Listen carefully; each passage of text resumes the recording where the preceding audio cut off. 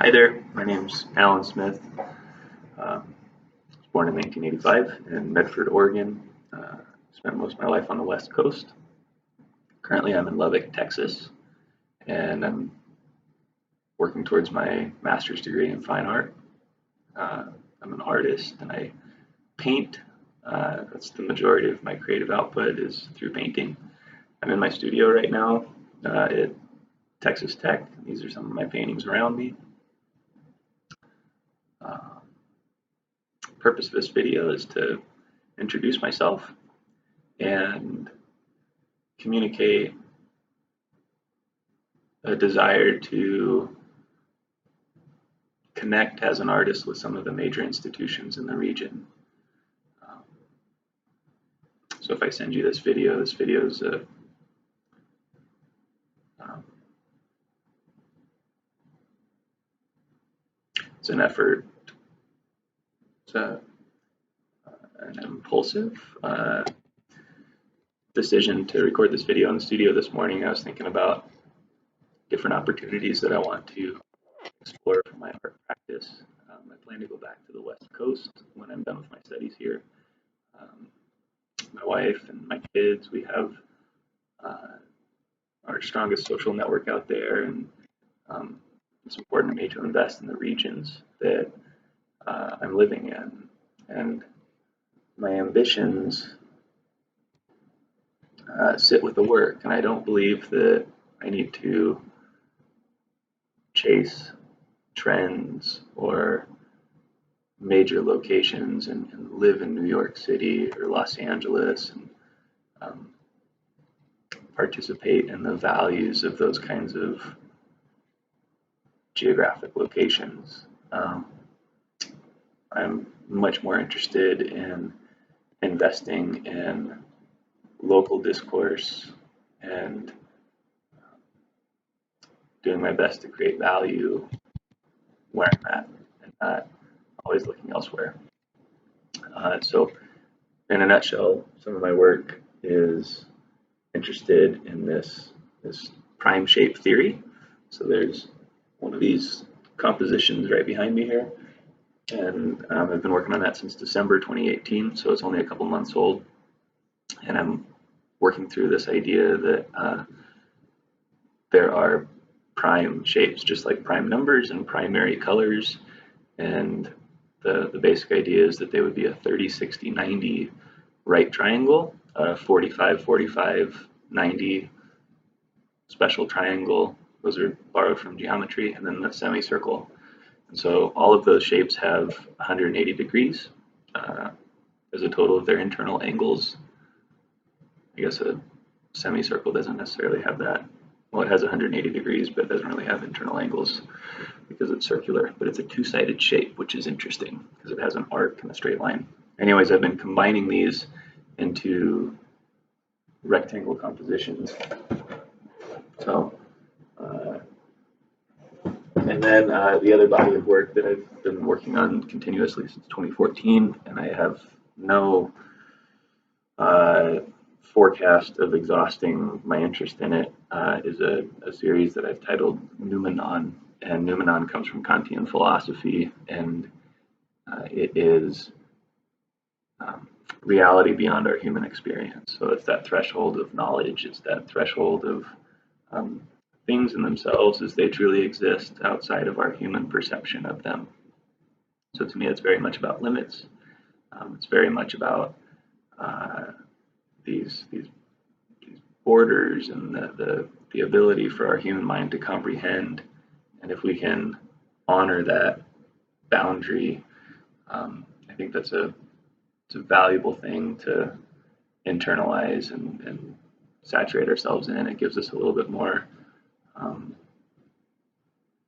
humility as we explore. And I think exploration is incredibly valuable and very important. But I've always been really motivated by this like deep sense of wonder at how we got here, and I think that's a big part of what motivates my art practice and my desire to create. I'm not interested in creating just for the sake of practicing as an artist. if I didn't believe in what I was doing or the potential in what I was doing, then I think I'd find a better way to contribute, like farming or you know, being a designer or construction worker or something like that. But anyways, I think I've talked too much about my work, but maybe you'll have an idea of what I'm up to. And everybody can find everybody on the internet now. So I do have an Instagram, I have a Facebook. I keep my Facebook for personal expression. I have these different categories of, okay, I'm a human being, I'm a husband, father, artist, baseball coach, teacher, and then subcategories underneath those. And anyway, so Facebook has a lot of my personal, and then it'll include some of the art. And then my Instagram has the majority. It's ALSmith_studio, and that is a focus on my art practice. And of course, I have a website and all that digital stuff. So another aspect of my art practice is this relationship between the studio. That's not what I meant. The tangible, the physical, the experience of physically acting in the world, and then this relationship to this virtual world, this digital technology, as we propel our species into the future. We have a lot of really incredible technology at our fingertips, and instead of just immediately falling in love with things and pulling them in and wrapping my whole experience around new technologies, you know, getting a new TV or getting a new car or new. I'm really interested in kind of bringing up the tail end of integration. And so I don't mean to be at all irrelevant or passe or focused on the past, but I do exercise some caution because I think sometimes in our rush to advance that frontier of accomplishment, that we can miss some things. It's kind of like going on an Easter egg hunt or something. You know, you watch kids and they run out and they you know, they want to get to the new area before anybody else, and then they can get all the eggs and then go on to the next area before everybody else. And they're trying to blaze these trails, and every now and then you see that one kid that's going back behind everybody and finding the eggs that everybody else missed. I really admire that kind of an approach. So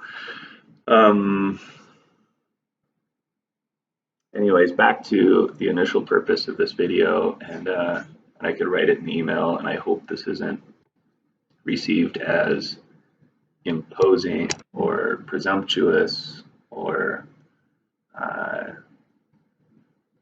entitled, you know.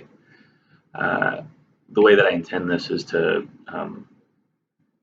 introduce myself, let you know that I exist.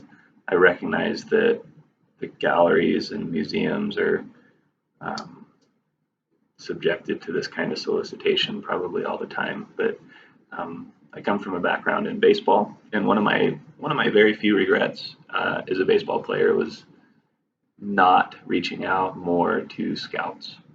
And scouts are affiliated with professional baseball teams, and they report back, and they are the major decision makers who decide who gets drafted and who doesn't.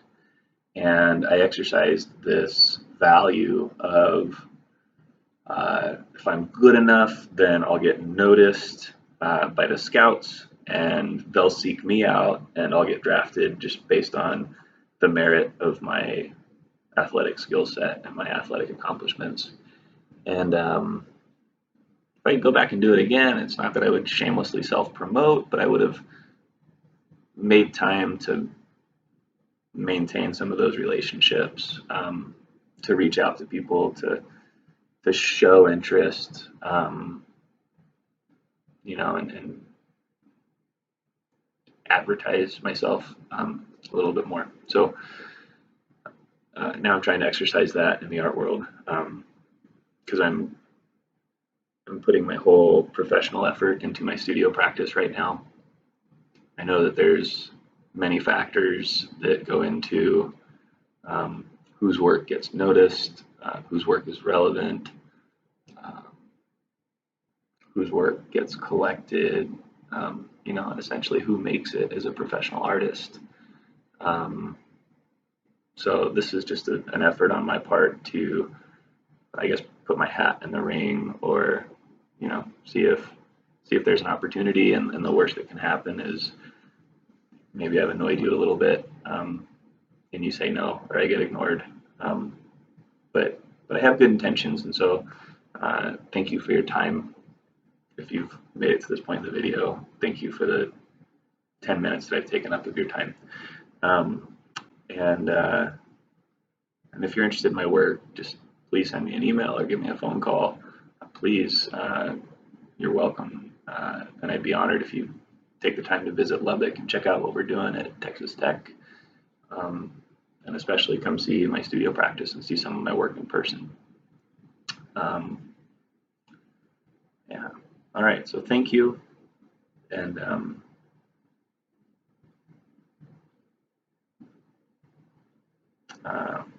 all my best.